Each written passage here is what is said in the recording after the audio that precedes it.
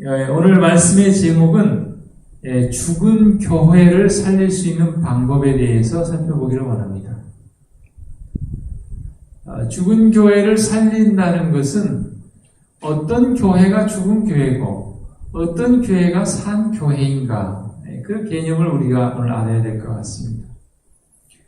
교회는 건물이 아니고 하나님을 믿는 사람들의 모임을 교회라고 하기 때문에 죽은 교회는 죽은 사람들로 이루어져 있으면 죽은 교회이고 산 사람들로 이루어져 있으면 산 교회가 되는 것입니다. 그런데 멀리 다른 사람을 보지 말고 나를 보면 됩니다. 내가 살아있으면 내가 속한 교회는 살아있는 교회가 되는 것이고, 내가 죽어있으면 내가 속해 있는 교회는 죽은 교회가 되는 것입니다. 그런데 많은 사람들은 나는 죽어있어도 다른 사람은 살아있어서 그 산 사람들의 무리에 있으면 내가 살기를 바라는 그런 이기적인 마음을 가질 때가 참 많이 있습니다. 교회는 죽어있는데 살아있는 목회자가 와서 살려주기를 바랍니다. 목회자는 죽어있는데 살아있는 교회에 가서 살기를 바랍니다. 다 이기적인 마음이죠. 살릴 수 있는 것은 사람이 아닙니다. 오직 유일하신 예수 그리스도, 성령만이 우리를 살리고 죽이는 역할을 할 수 있다는 것을 우리 이 아침에 기억해야 될 것 같습니다. 욥기 34장 14절에서 15절에 있는 말씀에 그가 만일 자기만 생각하시고 그 힘과 기운을 거두실진데 모든 혈기 있는 자가 일체로 망하고 사람도 진토로 돌아가리라. 하나님의 힘과 기운이 떠나면 사람은 흙으로 돌아간다. 죽은 사람이 된다는 것이죠.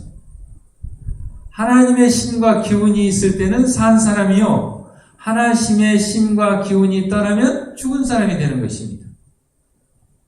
우리의 호흡이 잠시만이라도 거두어진다면 우리의 육신의 생명은 끊어지고 마는 것입니다. 다시 말하면 성령께서 거두어질 때 영의 생명도 같이 죽게 되는 것입니다.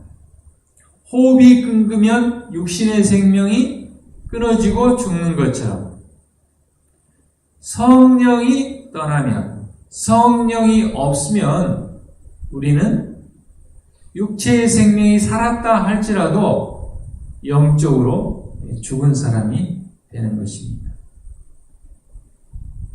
전노의 계단 70페이지에 우리가 아침마다 그날을 위하여 자신을 하나님께 바치라. 모든 계획을 하나님께 맡겨 그의 섭리에 따라 행하기도 하고 그만두기도 할 것이다. 살아있는 사람은 성령의 인도함을 따라 성령께서 하라고 하면 하고 하지 말라고 하면 하지 않는 것입니다. 내가 오늘 이 일을 하려고 했는데 성령께서 하지 말라고 하면 안 하는 것입니다. 그런데 그런 사람이 산 사람입니다. 근데 죽은 사람은 어떻습니까? 내가 오늘 이걸 하기로 계획했으니까 성령께서 아무리 하지 말라고 해도 고집을 부리며 자기 뜻대로 하려고 하는 것입니다. 죽은 사람. 또 내가 오늘 하지 않기로 했고 계획하지 않고 마음먹지 않았지만 성령께서 하라고 하면 그 일을 하는 사람이 산 사람입니다. 죽은 사람은 어떻습니까? 나는 그거 하기 싫어. 나는 그거에 대한 달란트가 없어. 나는 돈이 없어서 할 수 없어. 나는 힘이 없어서 할 수 없어. 그러면서 아무리 성령께서 하라고 해도 하지 않는 사람은 죽은 사람입니다. 이렇게 함으로써 그대들은 날마다 그 생애를 하나님의 손에 맡기게 된다. 사랑하는 성도 여러분, 이 아침에 우리의 모든 것을 다 하나님께 맡기게 되기를 바랍니다. 나의 개인적인 삶, 나의 사업, 우리의 가정, 우리의 교회, 모든 걸 다 하나님께 맡기게 되기를 바랍니다. 따라서 그대의 생애는 그리스도의 생애를 모방하게 될 것이다. 궁극적으로 예수 그리스도를 모방하고 닮으면 살아있는 사람입니다. 예수님을 닮지 못하고 예수님처럼 행하지 못하고 살지 못하면 죽은 사람입니다. 그것을 결정하는 것은 성령의 인도하심에 따라가느냐, 따라가지 않느냐, 성령께서 함께하느냐, 함께하지 않느냐에 달려있는 것입니다. 우리가 매년 연말이 되면 이웃사랑 실천운동을 했습니다. 예전에. 그래서 모금함을 가지고 이렇게 시내에 가서 많은 사람의 도움을 받아서 어려운 사람을 돕는 일들을 했는데 지금은 이제 그 일을 여러 이유 때문에 하지 않습니다. 그런데 그 예전에 IMF로 인하여 굉장히 경제적으로 어려울 때 그 해에 이제 이웃사랑 실천운동을 하게 되었는데 저는 그때 광주중학교에 전도사로 있었습니다. 청년들도 한 10여 명 정도 이렇게 됐었는데 교회에서 어른들은 늘 했지만 청년들은 그런 일들을 잘 하지 않았습니다. 목사님께서 우리 청년들도 좀 같이 하면 좋겠다 제안을 하셨습니다. 저는 걱정이 되고 염려가 됐습니다. 청년들을 알기 때문에. 그래서 그 말을 듣자마자 그 안식일 오후에 이웃사랑 실천운동을 나가기 정말 한 주 동안 하나님께 참 간절히 기도를 많이 했습니다.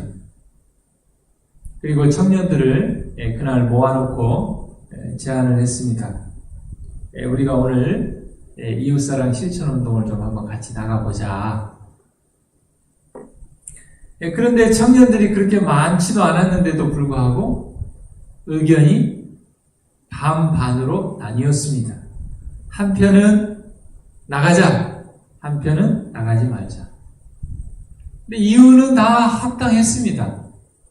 나가자는 사람들은 어른들도 하고 또 목사님도 말씀하시고 또 우리 전도사님도 얘기하니까 우리가 나가자. 나가지 말자는 사람들도 또 이유가 있었습니다. IMF로 이렇게 다 힘들고 어려운데 모금만 가지고 가면 괜히 그 사람들이 교회 욕하고 교회 얼굴만 먹칠하는 것이니까 나가지 말자. 양쪽 다 합당합니다. 그럼 그런 교회는 살아있는 교회입니까? 죽어있는 교회입니까?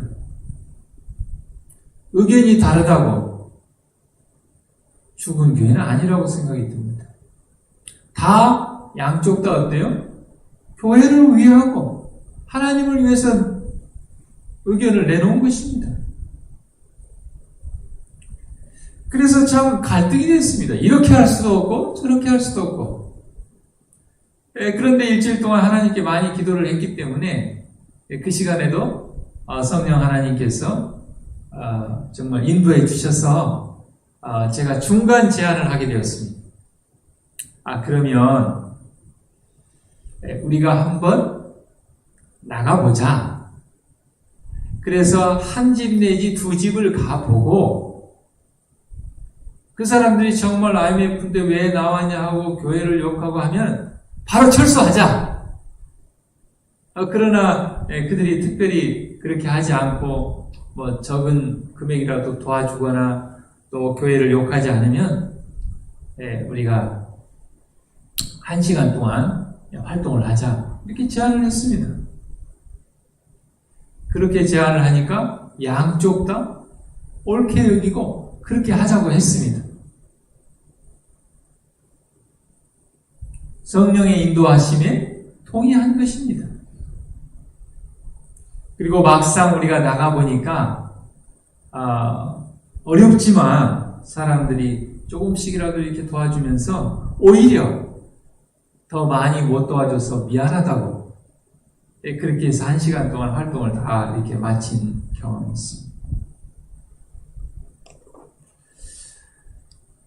어떤 교회가 죽은 교회고 어떤 교회가 산 교회며 만약 우리 교회가 죽어있고 죽어가고 있다면 어떻게 살릴 수 있는가? 로마서 8장 2절과 10절에 이는 그리스도 예수 안에 있는 생명의 성령의 법이 죄와 사망의 법에서 너를 해방하였습니다. 죽은 교회는요, 죄와 사망의 법에 묶여서 생명의 성령의 법을 따르지 않는 것입니다. 살아있는 교회, 그런 죽은 교회가 다시 살릴 수 있는 방법은 어때요? 생명의 성령의 법을 따라 사는 것입니다. 그래서 죄와 사망의 법으로부터 자유하게 되는 것입니다. 그리스도께서 너희 안에 계시면 몸은 죄로 인하여 죽은 것이나 영은 의를 인하여 산 것입니다. 성령이 없이는 교회는 죽은 교회, 생명 없는 교회가 되고 마는 것입니다. 성령이 없는 교회, 죽은 교회입니다. 성령이 함께하는 교회, 살아있는 교회입니다. 여러분, 오늘 우리가 성령께서 우리와 함께함으로 나뿐만 아니라 우리 교회가 살아있는 교회가 되기를 간절히 바랍니다.